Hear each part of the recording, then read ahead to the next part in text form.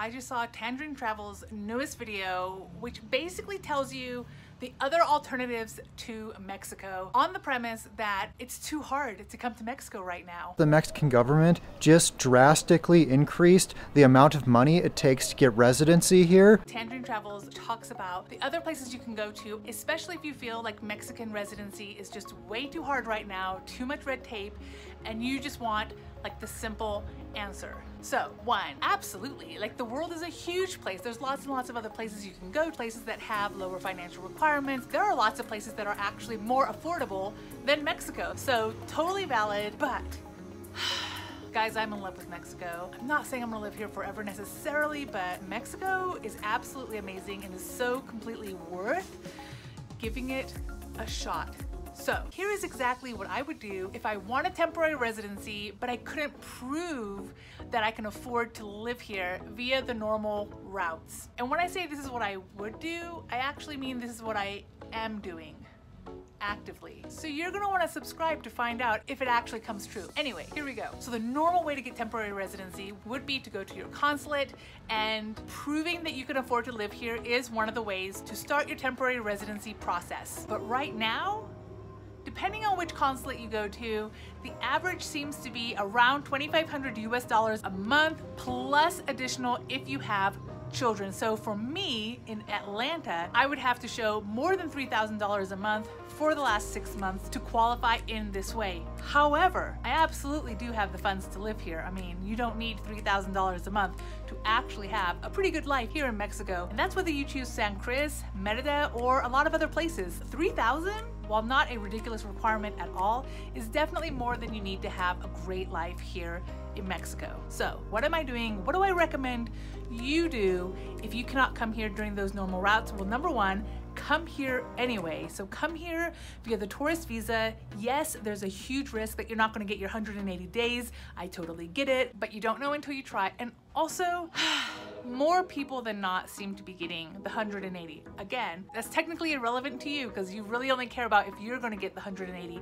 But whether you get the 180 or not, whether you just get 90 days, like absolutely come here and start living your life. Now, I do want to do a caveat. So one, of course, I am not in any way, shape, or form an immigration lawyer. I am not an immigration expert. I am not a Mexico expert. I'm just telling you that Mexico is well worth the effort. And if you have decided on Mexico, for sure give it a try. And especially for those of you who have never been to Mexico and it's just appealing to you because of all these videos, you have got to at least come down here with a tourist FMM and just see how it is before you necessarily go somewhere else. Now again, not knocking the other countries that exist, absolutely, but I would not let the residency requirements scare me this early in the game.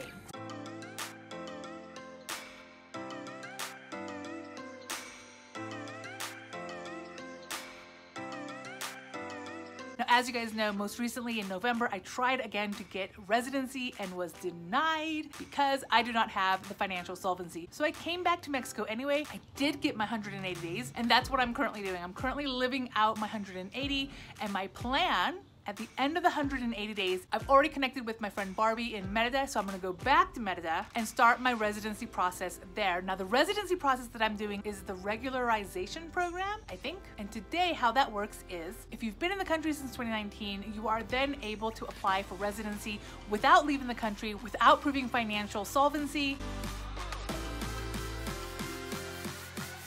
It's a pretty neat deal. Now, just as for regular residency, every consulate is different. Every INM location here in Mexico is also different. So there's a reason why I'm going specifically to Merida. Here in San Cruz, the way they interpret the law currently is that you have to have been here since 2019, which means by now you've got an expired FMM, but specifically they want you to have been irregular since 2020, meaning you got here sometime in 2019, 6 months has gone by, you stayed in the country, making you irregular, so you're still in the red, like you're still illegally here from 2019 or before. Now, if you've been following me, you know that I got here in November 2019, but I basically leave every 6 months and then come back into the country, and so far I've always gotten 180 days. But let's be real, it is getting annoying. Leaving every 6 months is a thing. It absolutely adds up. And I also get that leaving every 90 days, leaving every 30 days would add up even faster. So totally get it. But nevertheless, I'm going to Merida in particular, although I'm hearing Oaxaca has a similar program, because Merida's interpretation is that you've been in Mexico since 2019, whether you've been coming or going or not, meaning it's okay that I did come and go during that time, but that the day I apply, I have to be irregular. So I'm currently waiting for my current 180-day visa to expire, by which point I will already be in Merida. I will then apply for residency through that program with Alex without having to show financial requirements. Now, Alex is always the odd duck, so it might be that I ultimately have to do the family reunification program for that, but as of right now, it looks like I should be able to do both of our visas at the same time. At the end of this video, I'll add a little bit on kind of how that side of the house works, but either way, that's the plan. So each INM office in Mexico is translating it differently. The end is that here in San Cris, they will not let me regularize under this program because I've come and gone since 2019. Whereas in Merida, they interpret it as I came here initially 2019 or earlier, and that I've essentially been here the entire time, even though I've come and gone. Now, again, I still have to be irregular on the day that I apply. So my plan is the day I become irregular, the day my 180 days expires, the paperwork should already be at the INM office ready to start that process. Hopefully it doesn't take very long, but that's the route that I'm going, and I think it's gonna absolutely be worth it. A couple of things to know about this particular program is it's a 4-year program, which is why I say the normal method is probably a better method if you are eligible, because normally the way you would do it is you would get temporary residency for 1 year. At the end of the 1 year, you can then apply for up to 3 more years, creating a 4-year total program. The benefit of going that route is you don't have to pay for all 4 years up front. So when my FMM expires this year, I will have to go to Merida and or a location that allows me to do this, and I will have to pay up front for the 4 years in one shot. Now, current price is 14,000 pesos a person, which is about $700 US. For me and Alex, that's gonna be $1,400 US plus. I'm absolutely using Barbie's services, so I do have to pay an additional amount to her so that she can help me with the process, because guys, I don't want to be irregular for very long. I don't want to mess up the paperwork. Like, I'm just a little more cautious. Do you necessarily need somebody like Barbie to help you? No. But in my opinion, especially if your Spanish is not very strong, getting help absolutely makes sense. And so that's why I'm referring to Barbie, because you know Barbie is all things visas and residency, and just like everybody needs Barbie in their life. And unfortunately Barbie is in Merida, but fortunately Barbie is in Merida, and it's just a simple matter of Alex and I going to her so we can get the 4-year process done. So the only weird part with Alex is I do have sole physical and legal custody of Alex. I don't have to share custody with him at all. But the very first time that I tried to get residency was back in 2019, before ever setting foot in Mexico. I went to the consulate in Atlanta and I tried. And at that time, the financial requirements were lower, so I did qualify from a financial perspective. But with Alex's paperwork, there's a weird line that basically says his dad has to know where he lives. And the interpretation of Atlanta is they wanted to see his dad and hear directly from his dad that he knows that we're moving there. Even though I absolutely brought with me a notarized document from his dad, who does not live anywhere in Georgia, that said he knew where we were going. It had Alex's passport information, his social security, as well as the first Airbnb we went to in Merida. But for whatever reason, they didn't trust it. I'm assuming that in that time period, there must have been a lot of people maybe faking the notarized documents, and so they were just concerned. Whatever the reason, I decided, okay, whatever, I'm just going to Mexico. I didn't know at that time if I would even like Mexico. It was just a logistically intelligent decision that I am so grateful I made.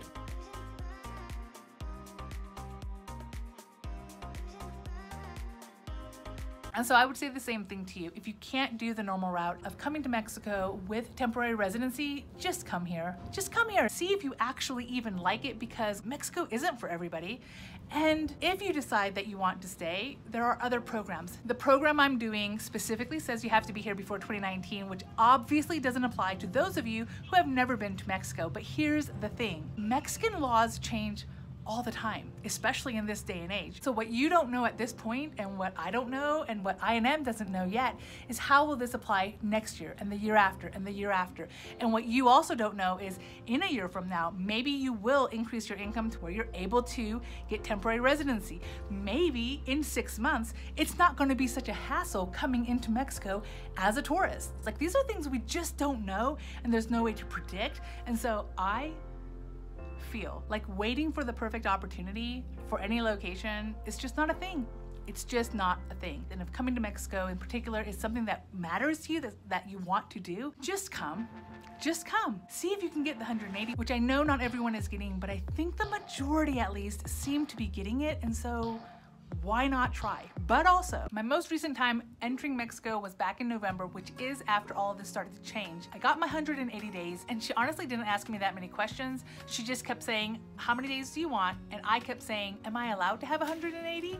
Because that was really just my question. I'm like, I want to be here 180 days. If you let me, if you allow me to, that's what I would like. And so she gave it to me. But in the past, I actually have had people ask me, why do you need 180? Why do you need to be here 6 months? What's your plan? To which I always respond, because Mexico is huge. There are so many places that I want to visit, so many places that I want to see, and then I just start rambling off all the places that sound so amazing to me, and then it works. I'm not saying don't bring paperwork of your return flight home. I'm not saying don't bring hotel paperwork or like tours that you're going to do. Like, if you have all that planned, absolutely bring it. There's no harm in bringing it, in my opinion. But for me, the moment with I&M is kind of a moment between two people. It is me simply letting him know, at the end of the day, I just want to be here for 6 months because there's so much to explore. There's so much to do here. I want to be here for 6 months. Can I please get that? If he doesn't want to give it to me, then he doesn't want to give it to me, and it is what it is. I hate to phrase it that way. It is a risk. It's an absolute risk. But I think the majority of the people that I've met seem to be getting their 180, some without justifying why, they're just getting it. I will note that when I say most of the people I know are getting 180, I am talking US citizens. And I don't want to say that it's only going to be for US citizens, because honestly, I don't know enough to tell you that that's the case. But I will say, in the US, as in every country, when it comes to immigration, there are different rules for different countries entering their country. So just keep that in mind, that it probably does matter what country you're coming from. And if you want to, I guess, research more, you could absolutely look at what people from your country are getting.